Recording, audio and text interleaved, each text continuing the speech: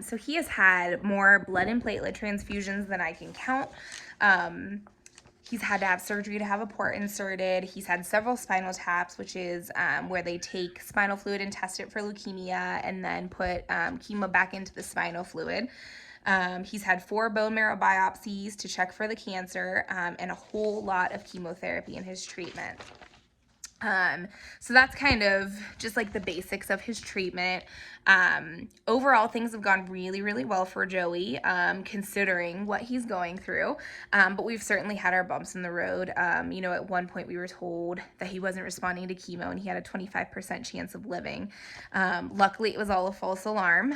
He's gotten sick with things that, a normal kid, it would keep them out of school for a few days. But for, a kid with cancer, he was in the hospital for almost over 2 weeks.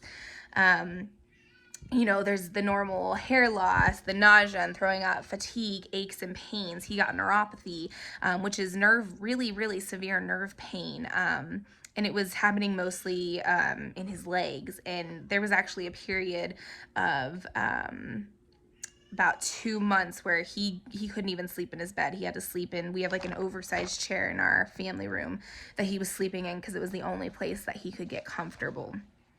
Chemo causes things like liver damage, and his liver has been at elevated numbers, and he's faced some developmental delays. In the short term, he's had some issues with his gross motor skills because the chemo is so hard on his bones.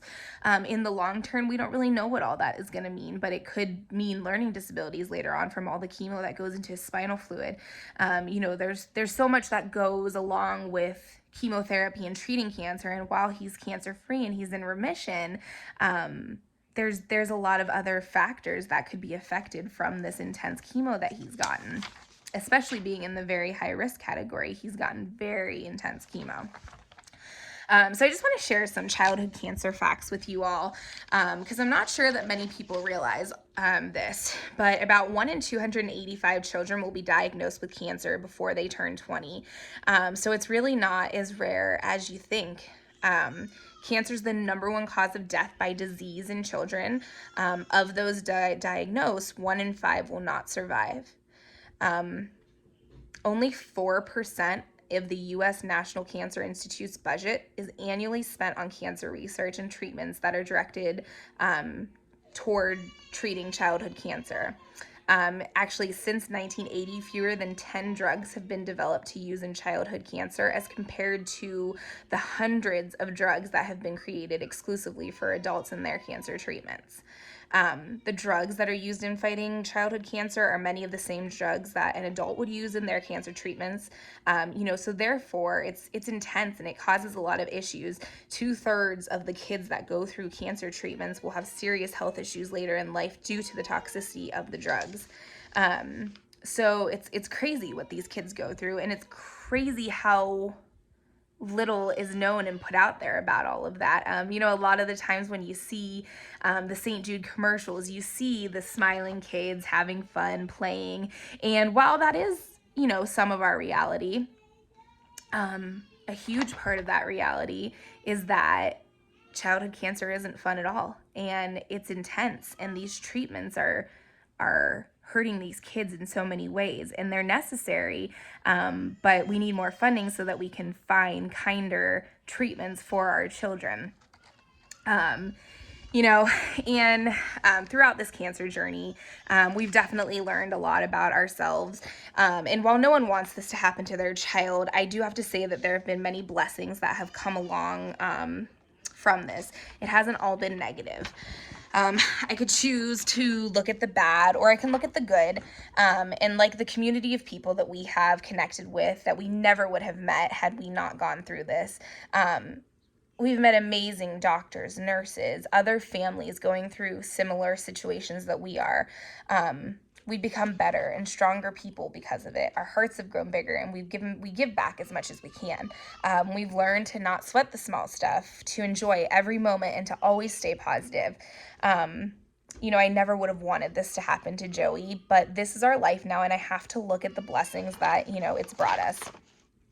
I can't tell you how many times people have told me, I can't believe that you're all going through this and you're still smiling. Well, I'd rather be happy in this moment and enjoy this moment and this time that we have together than to linger on what could be.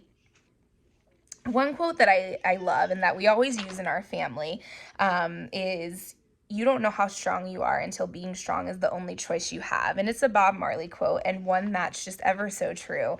And that I'm sure so many families that have gone through cancer, and not just childhood cancer, any cancer, can relate to.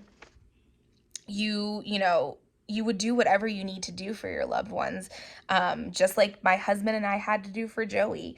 Our strength comes from each other, it comes from the people around us, and it comes from Joey. He shows us, as I said earlier, what it means to be strong every day. So thank you so much to all of you for all that you do for Relay. Relay for Life is such a powerful tool in raising money for cancer, and our family is so appreciative for the community support of this event, and we're happy to be a part of it. Our team, Joey Strong, is raising money specifically for childhood cancer through the Gold Together initiative, so we're really excited about that. Last year we couldn't be at the event because Joey was in the hospital, and this year we couldn't be there because there's a global pandemic. So definitely looking forward to the work we can do next year to continue to fight against cancer. And I hope one day we have a world where where kids like Joey don't have to fight for their lives like he is.